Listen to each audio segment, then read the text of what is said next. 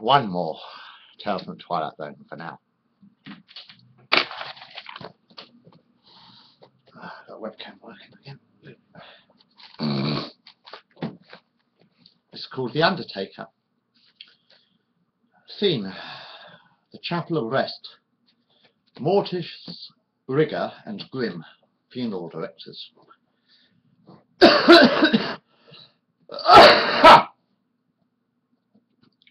Sorry. Mr. Mortis sits behind the desk of his office, wearing a black suit. There is a black coffin sitting on a table in the middle of the room. Mrs. Madeline Pipswart sits opposite the funeral director, blowing her nose on a white cotton handkerchief. Mr. Mortis picks up his notebook and, would you like the body buried or cremated? He asks in a solemn tone of voice. Madeline wipes away a tear with her bogey-covered handkerchief. The funeral director picks up a box of tissues and hands one to the old lady. Cremation, please, she asks. Knock, knock, comes a fist from inside the coffin. Followed by a church service, asks Mr. Mortis. Knock, knock. The funeral director stands up and opens the door to his office. Huh. Must be the wind, he suggested.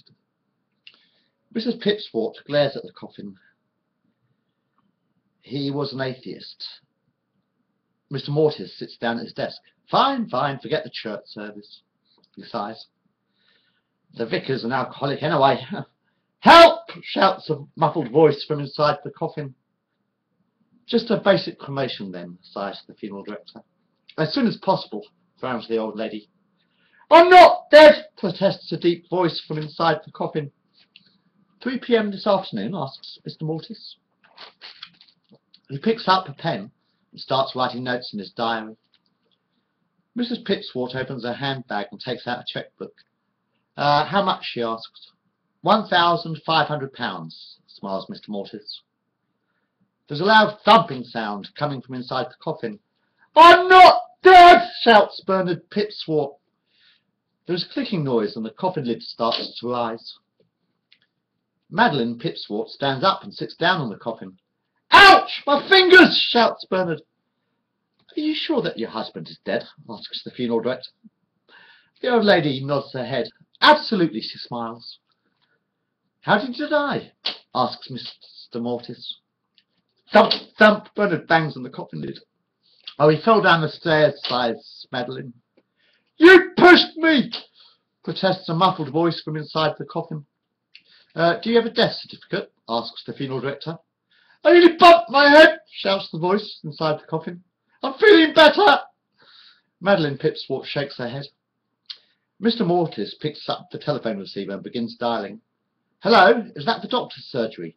This is Mr. Mortis, calling from Mortis, Rigger and Grimm, funeral directors. Can you ask Dr. Stein if he can confirm a death for me, please? He puts down the telephone.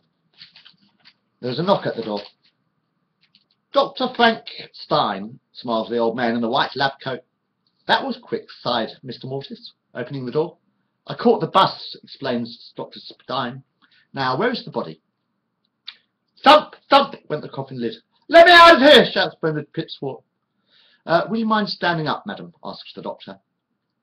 Madeline Pipswart climbs off the coffin and the doctor lifts up the lid. Bernard sits bolt upright. Thank God, he sighs. That bitch was trying to kill me. Dr. Stein takes a hammer out of his pocket and whacks the old man on in the back of the head. Bernard leant back down in the coffin in a pool of blood. And the doctor closes the lid.